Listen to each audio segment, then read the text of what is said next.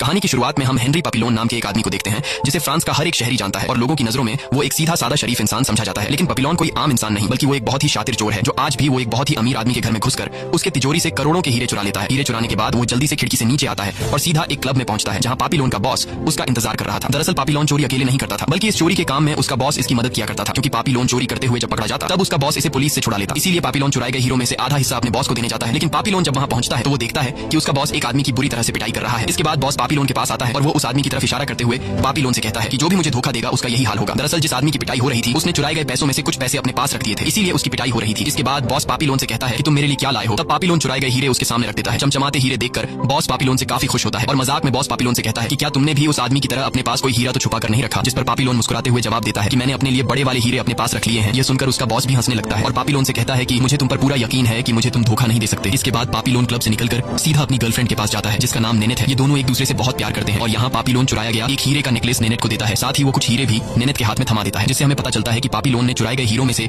सारे हीरे अपने बॉस को नहीं दिए बल्कि उसने अपने पास कुछ हीरे छुपा कर रख दिए थे। अब यहाँ हम देखते हैं एक आदमी छुप कर इन पर नजर रख रहा था, क्योंकि असल में बॉस ने इस आदमी को पापिलोन का पीछा करने को कहा था। और यहाँ उस आदमी को पता चल जाता है कि पापिलोन ने बॉस को धोखा देकर अपने पास कुछ हीरे छुपा कर रख दिए थे। लेकिन पापिलोन को इस बात की कोई खबर नहीं थी कि कोई उसका पीछा कर रहा है। इसके बाद ये दोनों अपने घर चले आते हैं और सो जाते हैं। अगली सुबह जब इनकी आंख खुलती है तो नेनेट पापिलोन से कहती है कि मुझे यहाँ पर नहीं रहना, मुझे गांव जाना है जहां हम दोनों एक सुकून भरी जिंदगी गुजारेंगे। जिस पर पापिलोन नेनेट से कहता है कि गांव में कुछ भी नहीं है, मैंने कल रात जितने पैसे कमाए हैं गांव के लोग एक साल में भी उतना पैसा नहीं कमा सकते। ये सुनकर नेनेट नाराज हो जाती है और कहती है कि तुम्हारे लिए पैसे ही सब कुछ है। तब पापिलोन उसे राजी करते हुए कहता है कि मुझे सिर्फ 6 महीने का टाइम दो, 6 महीनों में मैं इतना पैसा कमा लूंगा कि मुझे दोबारा चोरी करने की जरूरत ही नहीं पड़ेगी और हम दोनों गांव में एक सुकून भरी जिंदगी गुजार पाएंगे। लेकिन ये सब कहते हुए पापिलोन को कुछ पता नहीं था कि कुछ देर बाद उसके साथ कुछ ऐसा होने वाला है जिससे उसकी जिंदगी पूरी तरह से बर्बाद हो जाएगी। अब ये दोनों एक दूसरे से बातें कर ही रहे होते हैं, तभी दरवाजे पर मकान मालिक नॉक करता है। पापिलोन को लगा कि शायद मकान मालिक घर का किराया लेने आया है, इसलिए वो दरवाजा खोलने जाता है। पर जैसे ही वो दरवाजा खोलता है तभी कुछ पुलिस वाले अंदर आते हैं और वो पापिलोन को किसी के खून के इल्जाम में अरेस्ट कर लेते हैं। दरअसल इन पुलिस वालों को पापिलोन के बॉस ने यहाँ भेजा था, क्योंकि उसे पता चल गया था कि पापिलोन ने उसे धोखा दिया है। यहाँ पापिलोन पुलिस से कहता है कि मैंने किसी का खून नहीं किया, लेकिन पुलिस वाले उसकी कोई बात नहीं सुनते और सीधा उसे पुलिस स्टेशन ले जाते हैं। अगले दिन ननेट पापिलोन से मिलने पुलिस स्टेशन जाती है और वहाँ ननेट पापिलोन को बताती है कि तुम्हें एक आदमी के खून के इल्जाम में उम्र भर कैद हुई है। और यहाँ पापिलोन को पता चलता है कि उस रात उसका बॉस जिस आदमी की पिटाई कर रहा था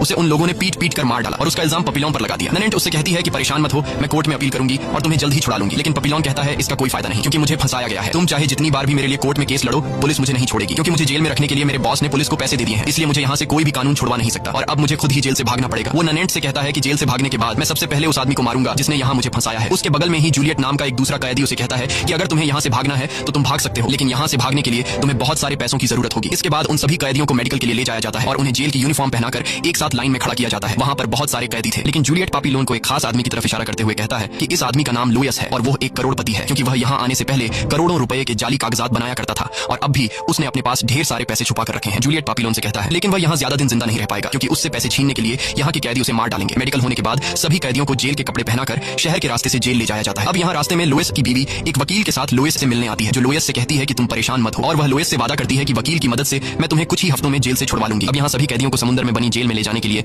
एक शिप में बैठाया जाता है और जब सभी कैदी शिप में बैठ जाते हैं तब पापिलोन सीधा लुइस के पास आता है और लुइस से कहता है कि इस जेल में बहुत से खूंखार कैदी हैं जो तुम्हारी जान के पीछे पड़े हैं, क्योंकि वो तुमसे पैसे छीनना चाहते हैं। लेकिन अगर तुम चाहो तो मैं तुम्हारा बॉडीगार्ड बन सकता हूँ, मैं तुम्हारे सोते जागते हर वक्त तुम्हारी रक्षा करूंगा, लेकिन तुम्हें इस काम के लिए मुझे पैसे देने होंगे। ये सुनकर लुइस मुस्कुराता है और कहता है कि मुझे तुम्हारी मदद की कोई जरूरत नहीं, क्योंकि यहाँ मेरी सेफ्टी के लिए गार्ड्स हैं। लेकिन उसका ये भरम जल्द ही टूटने वाला था, क्योंकि वह कभी जेल की वहशीपन से रूबरू नहीं हुआ था और जैसे ही रात होती है तब सभी कैदी सो जाते हैं। लेकिन जब आधी रात होती है तब किसी आहट से लुइस की आंख खुल जाती है और वो देखता है कि एक आदमी उसके बगल वाले कैदी का गला काटकर उसे मार देता है और उस कैदी ने जो पैसे अपने पास छुपा कर रखे थे वह उससे छीन लेता है और उन पैसों में से कुछ पैसे वह लंबा चौड़ा आदमी वहीं पर फेंक देता है। कुछ देर बाद वहाँ एक गार्ड आता है और उस लंबे चौड़े आदमी ने जो पैसे फेंके थे वह गार्ड उन पैसों को उठा लेता है। यह सब देखकर लुइस बहुत ज्यादा डर जाता है और अब जाकर उसकी अक्ल ठिकाने आ जाती है। लुइस समझ जाता है कि यहाँ उसकी जान को खतरा है, क्योंकि उसके पास ढेर सारे पैसे हैं और उसने देखा कि यहाँ के गार्ड्स भी कैदियों के साथ मिले हुए हैं। सुबह होते ही लुइस सीधा पापिलोन के पास जाता है और पापिलोन से कहता है कि मैं तुम्हें पैसे देने के लिए तैयार हूँ, बस तुम्हें मेरी हिफाजत करनी है। अब पापिलोन को जेल से भागने के लिए पैसों की जरूरत थी, इसलिए वह मान जाता है और पापिलोन लुइस से कहता है कि जिस दिन मैं इस जेल से भागूंगा मैं तुम्हें अपने साथ ले जाऊंगा। लेकिन लुइस मुस्कुराते हुए कहता है कि तुम्हें मेरी टेंशन लेने की जरूरत नहीं है, मैं यहाँ से भागना नहीं चाहता, क्योंकि जल्द ही मेरी बीवी मुझे यहाँ से छुड़ा लेगी। ये सुनकर पापिलोन लुइस से कहता है कि तुम बहुत ही बड़े बेवकूफ हो, तुम्हारी बीवी तुम्हें यहाँ से कभी भी नहीं छुड़ाने वाली है। ये कहकर पापिलोन वहाँ से चला जाता है। अब रात हो जाती है और हम देखते हैं कि वही लंबा चौड़ा कैदी इस बार लुइस को मारने के लिए आ रहा है, लेकिन इससे पहले कि वो कैदी लुइस को मार पाता तभी पीछे से पापिलोन आ जाता है और पापिलोन उस कैदी को बुरी तरह से पीटने लगता है। वो उस कैदी को इतने बुरे तरीके से मारता है कि उसकी हालत खराब कर देता है। फाइट के शोर शराबे से सभी कैदी जाग जाते हैं और शोर शराबे को सुनकर गार्ड्स भी वहाँ पहुंच जाते हैं। गार्ड्स वहाँ पर मौजूद सभी कैदियों के हाथ चेक करते हैं और जब गार्ड्स पापिलोन के हाथों को देखते हैं तो वो पापिलोन के हाथों हाथों पर मुक्कों के निशान देखकर समझ जाते हैं कि इसी ने उस कैदी को मारा है। अब सजा के तौर पर गार्ड्स पापिलोन को उल्टा करके बुरी तरह से जंजीरों से बांध लेते हैं और कुछ दिनों के लिए पापिलोन का खाना बंद कर देते हैं। पापिलोन सोच रहा था कि उसकी गैर मौजूदगी में किसी ने लुइस को मार न दिया हो, लेकिन जब पापिलोन सजा से छूटकर बाहर निकलता है तो हम देखते हैं कि पापिलोन ने उस आदमी को इतने बुरे तरीके से मारा था कि उसकी पिटाई को देखकर किसी में भी इतनी हिम्मत नहीं थी कि दोबारा लुइस को कोई हाथ लगा सके। इसके बाद सभी कैदियों को शिप से उतारकर लाइन से जेल की तरफ ले जाया जाता है और कुछ ही देर बाद इन सभी कैदियों को जेल पहुंचा दिया जाता है। ये जेल बहुत ही ज्यादा स्ट्रिक्ट थी, जो समुद्र के पीछे एक आइलैंड पर बनाई गई थी, जहां से भाग पाना नामुमकिन था। यहाँ जेल का वार्डन सभी कैदियों को लाइन से खड़ा करके उनसे कहता है कि मुझे पता है कि तुम में से काफी लोग यहाँ से भागने के बारे में सोच रहे होंगे और मैं तुम लोगों को यहाँ से भागने से नहीं रोकूंगा, क्योंकि यहाँ से भागते हुए मेरे गार्ड्स को तुम्हें मारने में मजा आएगा। लेकिन इस बात का ध्यान रखना, यहाँ पर 2 गार्ड्स ऐसे हैं जो हमेशा तुम्हारे ऊपर 24 घंटे नजर रखेंगे और तुम उन्हें कभी चकमा नहीं दे सकते। एक है यहाँ का जंगल, जहाँ पर तुम भूख और प्यास से मर जाओगे, और अगर किसी तरह तुमने जंगल्स को पार भी कर लिया तो तुम्हारा दूसरा दुश्मन है यहाँ का समुद्र और उसके अंदर घात लगाए शार्क्स, जो तुम्हें पानी में जिंदा निगल लेंगे। वार्डन सभी कैदियों से कहता है कि मेरी बात को कान खोल कर सुनो, अगर तुमने एक बार भागने की कोशिश की तो तुम्हें 2 साल तक सेल में रखा जाएगा, दूसरी बार भागने की कोशिश की तो 5 साल, और अगर यहाँ किसी ने भी गार्ड्स की जान ली तो उसे मार दिया जाएगा। इसके बाद सभी कैदियों को उनके सेल में लाया जाता है, लेकिन इस जेल में ज्यादा जगह न होने की वजह से बहुत सारे कैदियों को एक ही सेल में सोने के लिए रखा जाता है। पापिलोन देखता है कि इस जेल के कैदी बहुत ही ज्यादा खतरनाक हैं, जो बिना बात के मारने पर उतर आते हैं। इसलिए पापिलोन लुइस से कहता है कि यहाँ तुम अपना ध्यान रखना, क्योंकि अगर यहाँ किसी को पता चल गया कि तुम्हारे पास पैसे हैं तो ये लोग तुम्हें नहीं छोड़ेंगे। इस तरह से दिन गुजरते हैं और फिर महीने, और एक दिन जेल के कई सारे कैदियों को माइनिंग में मजदूरी के लिए ले जाया जाता है, जिसमें लुइस और पापिलोन भी शामिल होते हैं। ये लोग वहाँ भारी भारी पत्थर उठाने का काम करते हैं। अब यहाँ लुइस जब काम कर रहा होता है तो उसके पैसे गिर जाते हैं, जिसके बारे में वह पापिलोन को बताता है। तब पापिलोन तुरंत से उन पैसों को ढूंढने लगता है, क्योंकि उसके वहां से निकलने का वही एक जरिया था, और कुछ देर बाद पापिलोन को वे पैसे मिल जाते हैं। पापिलोन वे पैसे वापस लुइस को दे देता है। ये सब देखकर लुइस को एहसास होता है कि वो फजूल में पापिलोन पर शक कर रहा था। तब लुइस पापिलोन से कहता है कि मुझे उम्मीद नहीं थी कि तुम मुझे पैसे वापस दोगे। अब यहाँ लंच टाइम में लुइस अपनी वाइफ की पेंटिंग बना रहा होता है। पापिलोन जब इस पेंटिंग को देखता है तो वह लुइस से कहता है कि तुम सच में बहुत ही बड़े बेवकूफ हो, क्योंकि तुम्हें लगता है कि तुम्हारी वाइफ तुम्हें यहाँ से निकाल लेगी। वह अभी तुम्हारे पैसों पर अय्याशी कर रही होगी, और अगर तुम बाहर गए तो उसका तुम्हारे पैसों पर कोई कंट्रोल नहीं होगा, इसलिए वह तुम्हें कभी भी यहाँ से बाहर नहीं निकालेगी। लेकिन लुइस कहता है नहीं, मेरी वाइफ ऐसी नहीं है। अब यहाँ ये लोग देखते हैं कि उनके बगल में एक कैदी मर चुका है और गार्ड ने उसका खाना उसके पेट के ऊपर रख दिया है। ये सब देखकर लुइस गार्ड को बुलाने जाता है, लेकिन तभी वहाँ सेलर नाम का एक कैदी लुइस को चुपचाप रहने के लिए कहता है, जिसके बाद सेलर नाम का वो कैदी उस मरे हुए कैदी का खाना उठाता है और आधा हिस्सा पापिलोन को दे देता है। ये सब देखकर लुइस वहाँ से जाने लगता है, लेकिन तब पापिलोन लुइस को रोककर खाने के आधे हिस्से में से कुछ हिस्सा लुइस को दे देता है। अब यहाँ पर काम खत्म हो चुका था और गार्ड्स इन सभी कैदियों को वापस जेल ले जाने लगते हैं, और तभी पापिलोन देखता है कि एक ट्रॉली कीचड़ में फंस चुकी है, जिसमें कुछ औरतें और एक आदमी है। दरअसल ये सभी औरतें वेश्याएं होती हैं और वो आदमी उनका दलाल होता है, जो जेल के वार्डन के लिए वेश्याएं लाया करता था। अब उनकी ट्रॉली कीचड़ में फंसने की वजह से एक गार्ड कैदियों से कहता है कि धक्का लगाकर उनकी ट्रॉली को कीचड़ से बाहर निकालो। यह सुनकर पापिलोन को उस दलाल के पास जाने का एक अच्छा मौका मिल जाता है। पापिलोन उस दलाल के पास जाकर उससे कहता है कि अगर तुमने मुझे यहाँ से बाहर निकाला तो मैं तुम्हें $2000 दे दूंगा। ये सुनकर वो आदमी हंसता है और पापिलोन की शिकायत करने गार्ड को बुलाने लगता है। तब पापिलोन उसे कहता है कि 4000। ये सुनकर वो आदमी चुप हो जाता है और कहता है कि 4000 नहीं, तुम्हें इस नरक जैसी जिंदगी से निकालने के लिए मैं पूरे 5000 लूंगा। पापिलोन के पास इतने पैसे नहीं थे, लेकिन वो उससे झूठ बोलता है कि ठीक है, मैं इतने पैसों का इंतजाम कर लूंगा। तब वो दलाल कहता है कि मैं 3 दिनों तक यहाँ हूँ और मेरा बोट जेल के दूसरी तरफ है। अगर तुम 3 दिनों के अंदर वहाँ आ गए तब मैं तुम्हें इस जेल से दूर समंदर पार ले जाऊंगा। इसके बाद ये सभी कैदी जेल वापस आ जाते हैं, और जब ये सभी अपने सेल में बैठे होते हैं तभी जेल के सायरन बजने लगते हैं और उन्हें पता चलता है कि जेल से एक कैदी भाग गया है। ये सब सुनकर पापिलोन भी समझ जाता है कि इस जेल से भागना कोई बड़ी बात नहीं है, अगर वो भाग सकता है तो मैं भी भाग सकता हूँ। अगले दिन सभी कैदी नहा रहे होते हैं, तभी कुछ कैदियों को पता चल गया होता है कि लुइस के पास ढेर सारे पैसे हैं,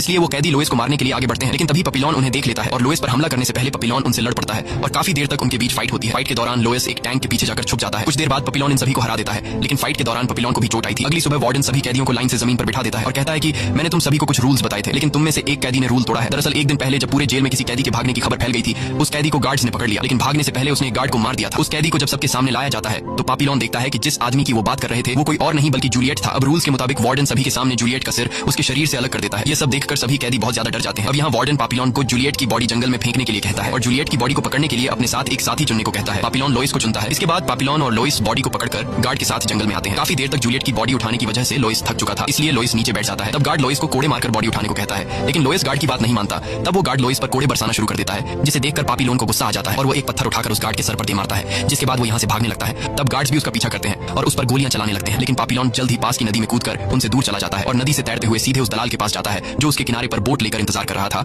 पापिलोन उस दलाल से कहता है कि चलो मुझे यहाँ से दूर ले जाओ, लेकिन वो दलाल पापिलोन से पूछता है कि मेरे पैसे कहाँ हैं। तब पापिलोन उसे बताता है कि मेरे पास पैसे नहीं है, लेकिन मैं वादा करता हूँ अगर तुम मुझे फ्रांस ले गए तो वहाँ मैं तुम्हें इतने पैसे दूंगा जितना तुमने सोचा भी नहीं होगा। ये सुनकर वह दलाल जोर जोर से हंसने लगता है और तभी हम देखते हैं कि चारों तरफ से पापिलोन को गार्ड्स ने घेर लिया है। दरअसल यह दलाल जेल के वार्डन से मिला हुआ था। वो दलाल पापिलोन से कहता है अगर तुम मुझे $5000 दे भी देते, अगर तुम मुझे $5000 दे भी देते तब भी मैं तुम्हें यहाँ से नहीं लेकर जाता, क्योंकि वार्डन मुझे तुम्हारी तरह कैदियों को पकड़वाने के दोगुने पैसे देता है। इसके बाद गार्ड्स पापिलोन को पकड़कर फिर से जेल में ले आते हैं और जब पापिलोन को वार्डन के सामने लाया जाता है तो वार्डन उसे कहता है कि तुम्हारी किस्मत बहुत अच्छी है कि जिस ऑफिसर पर तुमने हमला किया था उसकी मौत नहीं हुई, क्योंकि अगर वो मर जाता तो हम तुम्हारे साथ भी वही करते जो हमने उस कैदी के साथ किया था। अब जिस तरह वार्डन ने कहा था कि जो कोई भी जेल से भागने की कोशिश में पकड़ा जाएगा उसे 2 साल काल कोठड़ी में डाल दिया जाएगा, इसलिए रूल तोड़ने के लिए पापिलोन को काल कोठड़ी में डाल दिया जाता है। काल कोठड़ी एक बहुत ही छोटी सी जगह थी जहां हर वक्त अंधेरा रहता था और यहाँ कैदी को पूरे 2 साल तक बिना किसी से बात किए अकेला रहना पड़ता था। अब यहाँ शुरू के कुछ दिनों में पापिलोन नॉर्मल रहता है, लेकिन जैसे ही कुछ महीने गुजरते हैं पापिलोन का दिमागी संतुलन बिगड़ने लगता है। साथ ही उसे खाने के नाम पर सिर्फ उबला हुआ पानी दिया जाता था, जिसकी वजह से उसका शरीर कमजोर हो गया था। एक दिन वो अपने दरवाजे के निचले हिस्से से देखता है कि कुछ गार्ड्स एक मरे हुए कैदी को घसीट कर ले जा रहे हैं। ये देखकर पापीलोन पूरी तरह से टूट जाता है। कुछ दिन बाद हम देखते हैं कि एक ऑफिसर पापीलोन के सेल में आता है। ये वही ऑफिसर था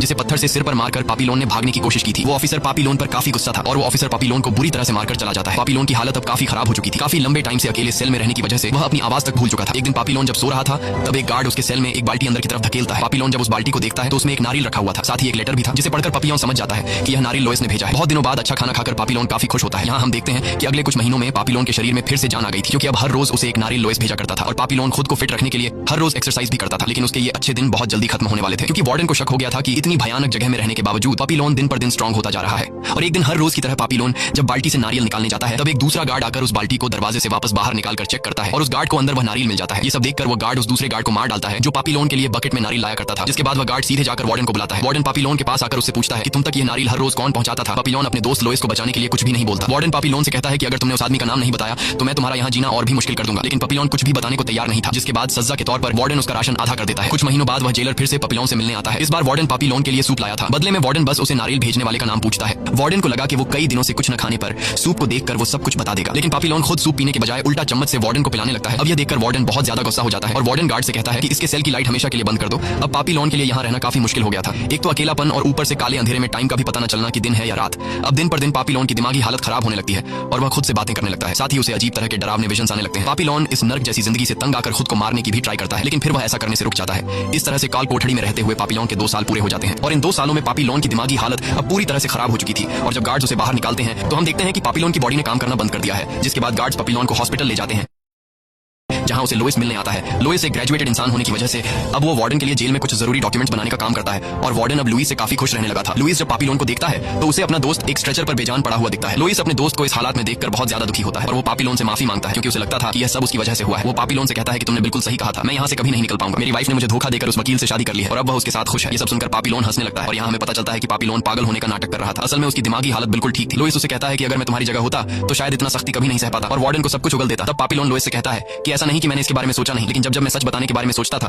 तब मुझे याद आता था कि तुम जैसा आदमी इन लोगों के टॉर्चर को झेल नहीं पाएगा। लुइस उसे कहता है कि हम अब भी यहाँ से निकल सकते हैं, लेकिन बस एक परफेक्ट प्लान की जरूरत है और मुझे पता है कि जब तुम्हारे जैसा दोस्त मेरे साथ है तो यहाँ से निकलने से हमें कोई भी नहीं रोक सकता। लुइस पापीलोन को सेलर नाम के उस आदमी के बारे में बताता है जिसने कभी पापीलोन के साथ खाना आधा किया था। लुइस कहता है कि सेलर ने बाहर के एक आदमी से बोट का इंतजाम कर लिया है और संडे को वार्डन कुछ ऑफिसर्स के साथ जेल में मूवी देखने वाला है। जब वार्डन और गार्ड्स मूवी देखने में मसरूफ होंगे तब मौके का फायदा उठाते हुए हम जेल से भाग जाएंगे। उनकी बातें चल ही रही होती हैं कि तभी अचानक पापीलोन लुइस को पकड़कर जोर जोर से चिल्लाने लगता है ताकि डॉक्टर्स को लगे कि उसे फिर से दौरे पड़े हैं और वो उसे बेहोशी की गोलियां खिलाएं। और होता भी ऐसा ही है। जब डॉक्टर्स पापीलोन को बेहोशी की गोली खिलाते हैं तब पापीलोन उसे निगलता नहीं बल्कि अपने मुंह में रख लेता है और डॉक्टर के जाने के बाद पापीलोन अपने मुंह से बेहोशी की गोली निकालकर जमा करने लगता है। रात को पापीलोन सैम नाम के एक लड़के के पास जाता है और पापीलोन उसे भी अपनी टीम में शामिल कर लेता है। दरअसल इस जेल के जिस गार्ड के पास सभी लॉकर्स की चाबियां थीं वह गार्ड सैम को पसंद किया करता था। इसलिए पापीलोन सैम से कहता है कि संडे को हम यहाँ से भागने वाले हैं और उस दिन तुम्हें जैसे तैसे करके उस गार्ड का ध्यान भटकाना है और उसकी चाबियां चुराकर हमें देनी है। सैम मान जाता है। अगले दिन सेलर भी उनके प्लान में शामिल हो जाता है जिसने पहले से बाहर बोट का इंतजाम कर रखा था, लेकिन अब उसे सिर्फ उस बोट के मालिक को पैसे देने थे। लेकिन सेलर के पास पैसे नहीं थे और वह पैसे लोएस उसे दे देता है। अब यहाँ पापीलोन लुइस को एक मैच बॉक्स में बेहोशी की गोलियां देता है जो उसने एक एक करके जमा की थी। पापीलोन लुइस से कहता है कि संडे को जब वार्डन और उसके साथ ही मूवी देखने में मशगूल होंगे तब तुम उनकी ड्रिंक्स में बेहोशी की ये गोलियां मिक्स कर देना, जिससे वे सभी बेहोश हो जाएंगे और हमें भागने का मौका मिल जाएगा। अब लुइस जैसे ही वहां से जाने वाला होता है तभी एक कैदी लुइस पर हमला करके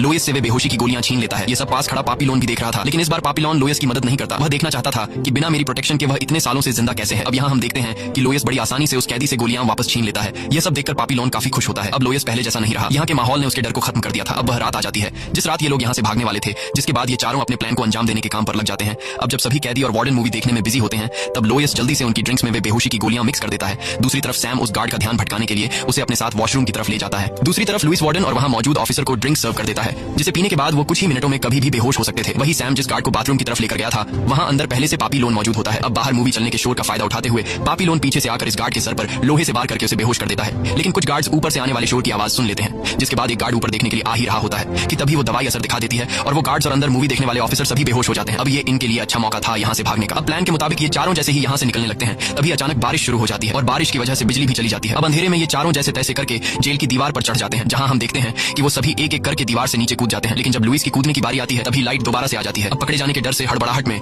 लुइस गलती से एक पत्थर पर कूद जाता है जिससे उसकी पैर में काफी गहरी चोट आती है। अब लुइस चलने की हालत में नहीं था, इसलिए सेलर कहता है कि इसे चोट लगी है, हम इसे अपने साथ नहीं ले जा सकते। लेकिन पापीलोन लुइस को छोड़ने को तैयार नहीं था, इसलिए पापीलोन सैम की मदद से लुइस को कंधे पर उठाकर ले जाने लगते हैं। कुछ दूर आगे आने के बाद एक आदमी इन पर बंदूक तान देता है है। तब सेलर कहता है कि डरो मत, ये वही आदमी है जो हमें समुद्र पार करने के लिए बोट देगा। जिसके बाद ये चारों बोट में बैठकर जेल से फरार हो जाते हैं। लेकिन अभी खतरा टला नहीं था, क्योंकि अब इन्हें समुद्र का सामना करना था। अब इनकी जो बोट थी वो काफी छोटी थी, इसलिए बोट 4 लोगों का वजन बर्दाश्त नहीं कर सकती थी, जिस वजह से बोट में धीरे धीरे पानी भरने लगता है। ये सब देखकर सेलर कहता है कि हमें इस बोट से वजन कम करना होगा, और वैसे भी लुइस किसी काम का नहीं, और ऊपर से उसका एक पैर भी नाकारा हो गया है, इसलिए हमें लुई को पानी में फेंक देना चाहिए, जिससे बोट का वजन कम हो जाएगा और हम तीनों की जान बच पाएगी। लेकिन पापीलोन ऐसा करने से मना कर देता है। ये सुनकर सेलर गुस्सा हो जाता है और लुई पर हमला कर देता है। तब पापीलोन सेलर को रोकने के लिए सेलर से लड़ने लगता है, लेकिन सेलर पापीलोन पर भारी पड़ रहा था, और जैसे ही सेलर पापीलोन का गला दबाकर उसे मारने ही वाला था, तभी पीछे से लुइस सेलर पर चाकू से कई बार वार करके सेलर को मार डालता है। जिसके बाद ये तीनों सेलर की बॉडी को समुद्र के पानी में फेंक देते हैं। लुइस ने पहली बार किसी का खून किया था, जिससे वो सदमे में चला जाता है, लेकिन पापीलोन उसे समझाता है कि अगर तुम ऐसा नहीं करते तो वो तुम्हें मार डालता। सेलर को पानी में गिराने के बाद बोट का वजन भी नॉर्मल हो चुका था, और अब ये लोग इस हादसे से अच्छी तरह संभल नहीं पाए थे कि तभी ये लोग देखते हैं कि सामने से एक बहुत ही बड़ा तूफान आ रहा है।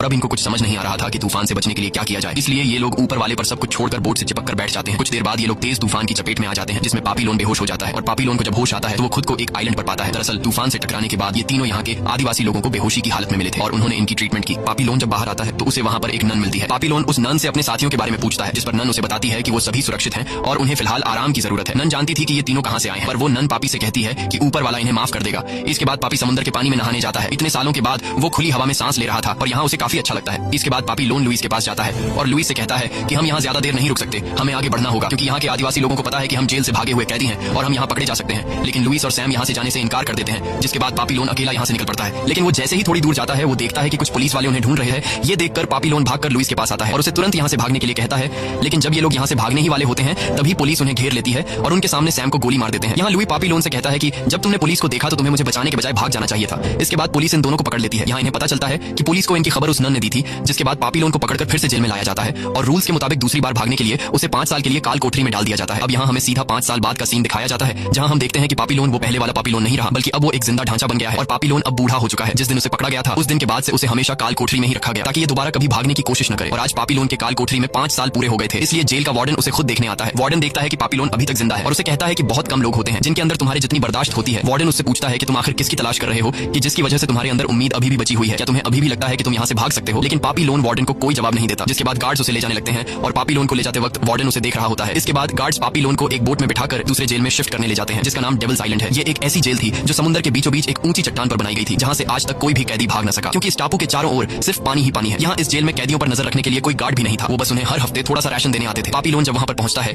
तो वो देखता है कि यहाँ पर आधे से ज्यादा लोग पागल हो गए थे और तभी पूरे 5 साल बाद पापीलोन अपने जिगरी यार लुइस को देखता है। दरअसल 5 साल पहले वार्डन ने लुइस को सजा काटने के लिए इस जेल में भेज दिया था। लुइस पापीलोन को देखकर काफी खुश होता है। इस तरह से इस जेल में पापीलोन को कई महीने गुजर जाते हैं और एक दिन जब वो समुद्र की तरफ देख रहा होता है तब उसके दिमाग में एक आइडिया आता है, जिसके बाद वो सीधा जाकर लुइस को नींद से जगाता है और उससे कहता है कि मैंने यहाँ से भागने का रास्ता ढूंढ लिया है। जिसके बाद ये दोनों समुद्र के किनारे पर आ जाते हैं, जहाँ पापीलोन एक नारियल उठाकर नीचे पानी में फेंक देता है और वो नारियल पानी के ऊपर तैरने लगता है। ये देखकर पापीलोन लुइस से कहता है कि इस आइलैंड पर ढेर सारे नारियल हैं, अगर हम इन नारियलों को इकट्ठा करके एक राफ्ट बनाएं और उसे पानी में फेंक दें तो समुद्र की लहरें हमें अपने साथ बाहरी किनारे पर ले जाएंगी। लुइस को ये आइडिया अच्छा लगता है, जिसके बाद ये लोग नारियल को बोरियों में भरना शुरू कर देते हैं और फिर ये लोग नारियल की बोरियों को लेकर चट्टान के किनारे पर आते हैं, जहाँ पापीलोन दोनों बोरियों को बांधकर एक राफ्ट बना लेता है। अब बस इनकी कूदने की देरी थी, लेकिन यहाँ लुइस जब अपनी हालत देखता है तो वो पापीलोन से कहता है कि मैं यहाँ से नहीं जाना चाहता। पापीलोन उसे वजह पूछता है, तब लुइस उसे बताता है कि तुम्हारा यहाँ से जाना जितना जरूरी है शायद उतना जरूरी मेरा यहाँ रुकना है, क्योंकि अब बाहर की दुनिया में मेरा कुछ भी नहीं बचा। मैं इस जिंदगी का आदी हो गया हूँ और मुझे पता है कि अब वहाँ मैं सर्वाइव नहीं कर पाऊंगा। पापीलोन समझ जाता है कि लुइस यहाँ रहकर ही खुश रहेगा, जिसके बाद वो जोर से लुइस को गले लगाकर रोने लगता है और आखिरी बार लुइस को अलविदा कहता है। अब पापीलोन अकेला ही यहाँ से निकलने की तैयारी करने लगता है। तब लुइस चुपचाप शांति से पापी को देख रहा होता है। लुइस यहाँ पर कई सालों से था और उसे पता था कि इतनी ऊंचाई से कूदने वाला आदमी कभी जिंदा नहीं बचा, लेकिन वो पापी को रोकने की कोशिश नहीं करता, क्योंकि वो जानता था कि जो आदमी इस हालत में भी यहाँ से भागने के बारे में सोच सकता है